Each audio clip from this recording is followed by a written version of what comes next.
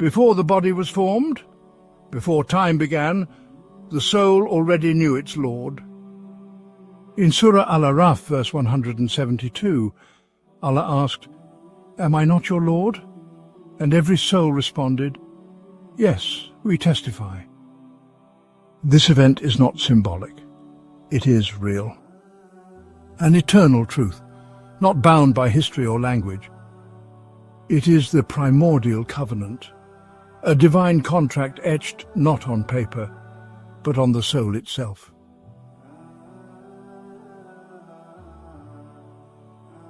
Before your hands could move, your tongue speak, or your eyes see, your essence had already affirmed truth.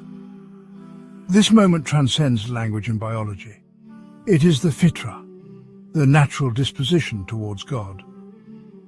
Yet in this world we forget, and that forgetting is deliberate. It is the test. This is not a journey towards knowledge. It is a return, not a discovery. It is a remembrance.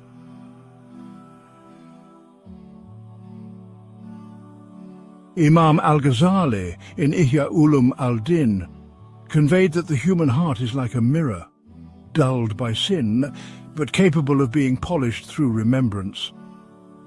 In his framework, divine reminders don't teach new information. They awaken what was buried. As he said, knowledge is not the imposition of form upon a soul, but the unveiling of what was already there. The Quran's frequent refrain, "Do you not remember?" is not rhetorical. It's diagnostic.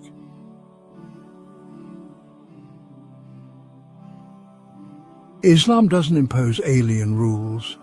It reawakens a truth that has always been part of the soul. That's why, even when unfamiliar, Islam feels deeply familiar. Real guidance doesn't introduce a stranger, it evokes a long-lost friend.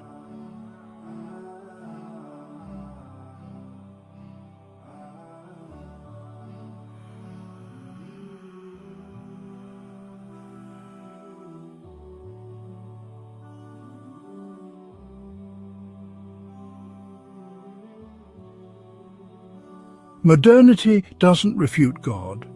It overwhelms you with distraction. It doesn't argue against faith. It drowns it in noise.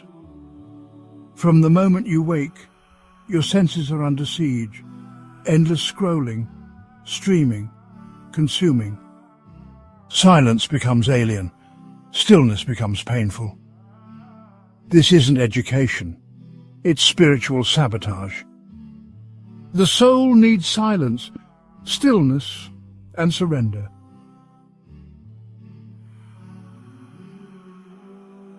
But the modern system builds walls around the heart, brick by brick, screen by screen. And the more entertained we are, the more anesthetized we become. The algorithm isn't just stealing your time, it's numbing your capacity to feel. Even joy becomes simulated. What looks like freedom is actually a factory of spiritual amnesia.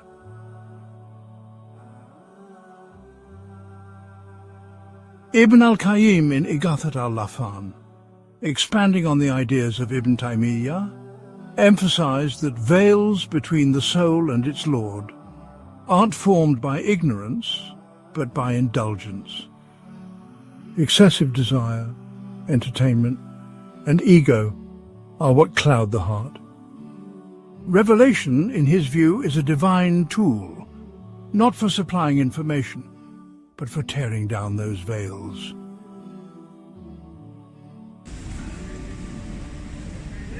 The West promises you'll find yourself, but leaves you disoriented. It champions freedom, but delivers rootlessness. Morality becomes personal preference. Meaning is privatized. And the soul, lacking an anchor, floats, then vanishes.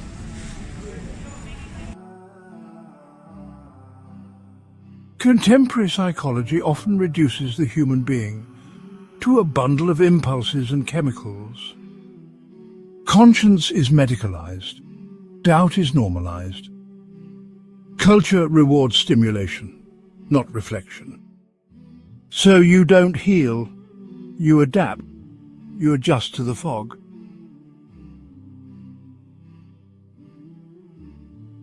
But the soul, designed for light, always senses the suffocation.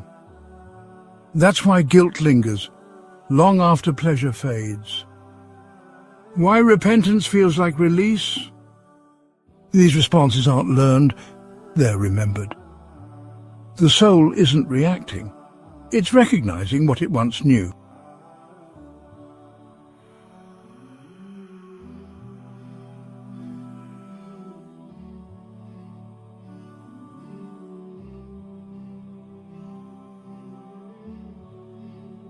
Revelation doesn't educate the intellect, it activates the soul. It's not a new script. It's the ancient one, spoken again, for ears that had gone deaf. And that remembrance often arrives like a rupture. One verse can unravel a decade of disbelief. One moment of sujood can collapse the scaffolding of sin. Because when the soul catches even a flicker of truth, it doesn't argue, but surrenders.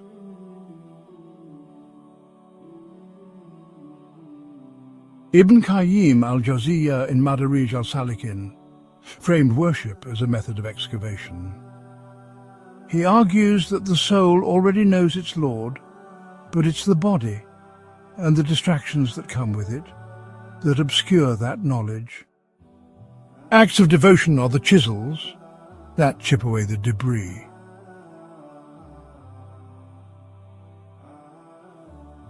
Martin Lings, in What is Sufism, echoes this notion by emphasizing that remembrance, dhikr, is not meant to inform, but to reactivate latent spiritual realities. Ritual is not an external command, but an internal reorientation.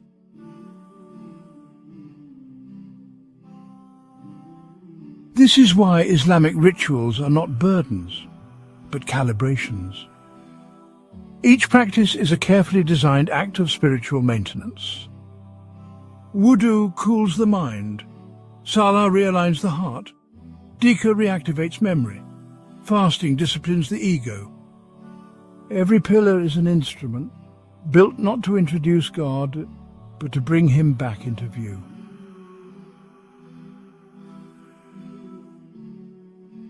The modern world sees these rituals as empty repetition. But that's because it confuses form with function. These actions are not symbolic, they're surgical. Each one pulls the soul out of sedation. Ritual is how the soul trains for clarity. Without it, the heart forgets what light feels like. Just like the body requires sleep, the soul requires sujood. Without rhythm, the spirit deteriorates.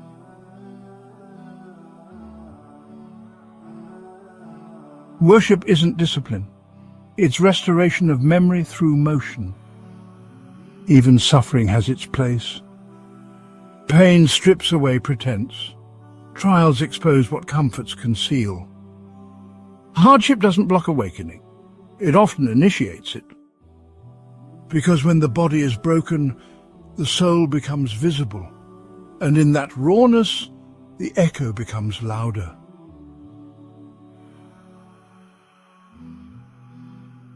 That echo is not a poetic metaphor. It is the spiritual residue of a real moment, the soul's first covenant. Every act of worship is an effort to hear that moment again, to return to the yes we once whispered before we ever had tongues.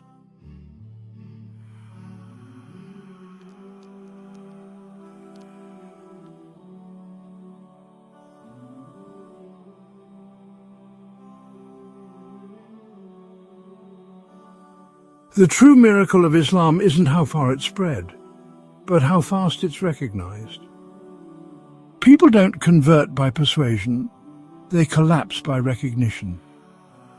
Because truth doesn't need translation when it's heard by the soul. You see it in the tears of a convert, in the trembling during adhan, in the way a verse electrifies, even when the listener doesn't know Arabic.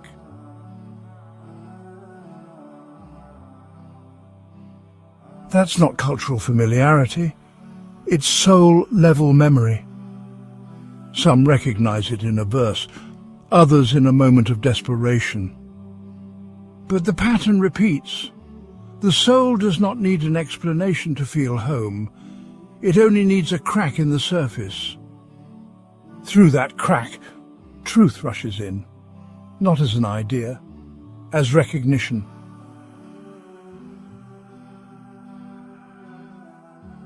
Sheikh Abdul Hakim Murad, in his commentary on Al-Ghazali, observed that Islamic education is less about acquiring new knowledge than it is about restoring clarity. He likens the heart to a mirror that reflects divine reality once it's polished. When truth appears, it is not learned, it is recognized.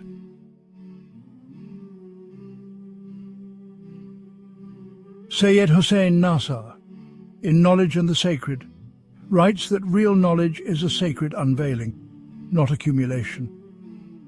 This supports the Quranic theme that guidance is a return, not a discovery.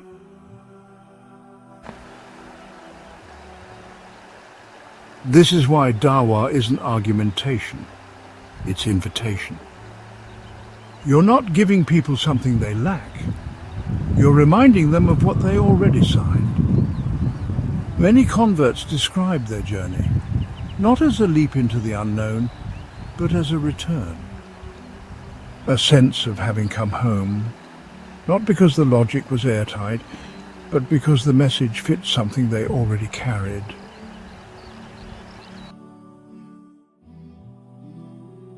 Ibn Taymiyyah once likened the Quran to a key, and the human heart to a lock, not because of its logic, but because of its fit. Truth in Islam is not merely intellectually satisfying, it is spiritually synchronized.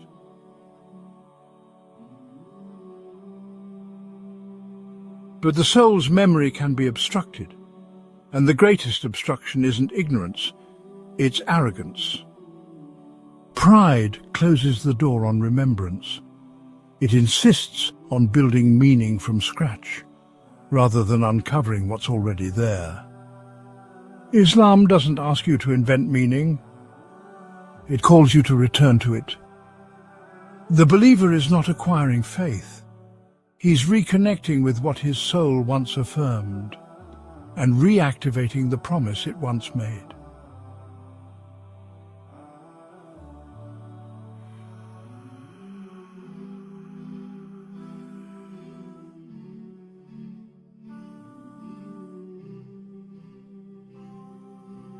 Coming to Islam isn't a conversion, it's a return to the forgotten. Some return quickly, others resist for years. But almost all describe the same sensation, a clarity beyond words, a peace that doesn't require proof, a feeling of arriving somewhere they've never been, but somehow always knew. This isn't logic. It's not persuasion. It's recognition. It's the soul encountering its origin after lifetimes of detour.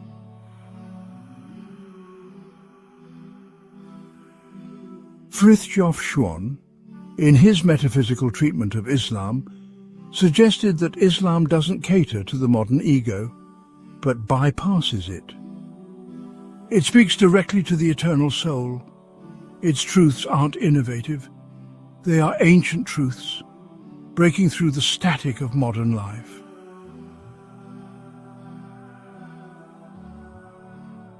Sayyid Qutb, in the Shade of the Quran, noted that the Quran does not aim to persuade through rational proofs, but through an awakening of the soul's latent memory. This reaffirms why many converts describe their acceptance as an internal recognition, rather than an intellectual decision.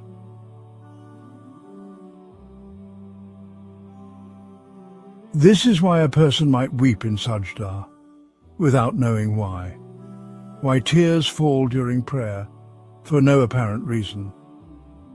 It's not sentimentality, it's remembrance. It's the soul peeling back layers of ego to recognize what it already knows. This is the real miracle of Islam. It doesn't merely describe the world, it explains you. It answers questions you didn't know you were asking, because it doesn't introduce God, it reunites you with Him.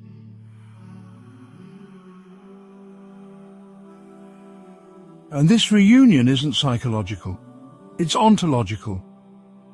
Islam resonates not because it matches your opinions, but because it matches your origin.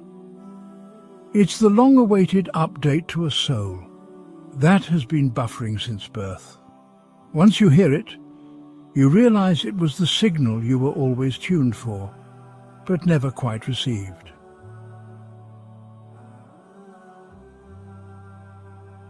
And once it lands, it doesn't argue. It reorders everything.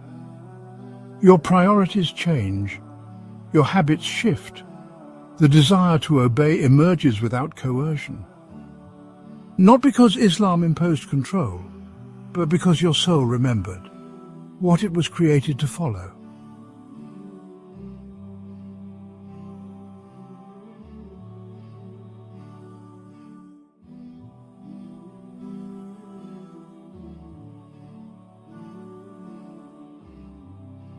The world does not wage war on faith through denial, but through distraction. It doesn't erase the covenant. It just keeps you too busy to remember you made one. But the covenant still stands.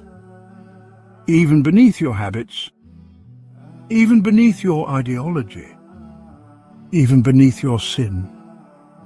It remains intact, waiting and calling. This life isn't merely about deeds. It's about memory. Not what you memorized in school, but what your soul testified to before your body was born.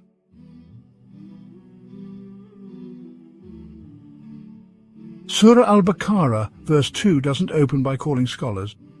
It says, "This is the book in which there is no doubt, a guidance for the muttaqun." Because taqwa, or God consciousness, is not an intellectual achievement, it is the re-emergence of an internal knowing. Every act of worship, every prayer, every fast, and every word of dhikr is an excavation. A journey back to that first declaration, "Yes, you are my Lord."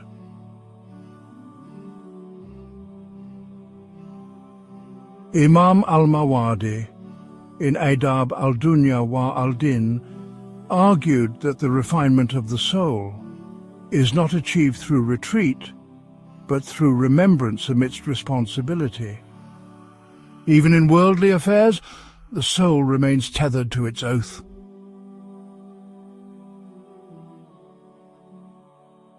Ibn Rajab al-Hanbali reminds us in Jami al-Ulum wa al-Hikam that the soul's triumph is not in resisting hardship, but in remembering Allah in times of ease. Because the real test is not suffering, but forgetting.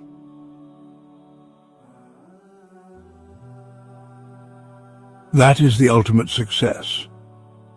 Not knowledge, not fame, nor academic prowess, but to remember the covenant before you return to the one who made it. Because every soul returns to God. But not every soul returns in remembrance. To remember is mercy. To submit is triumph. And to die upon that remembrance is to finally return home.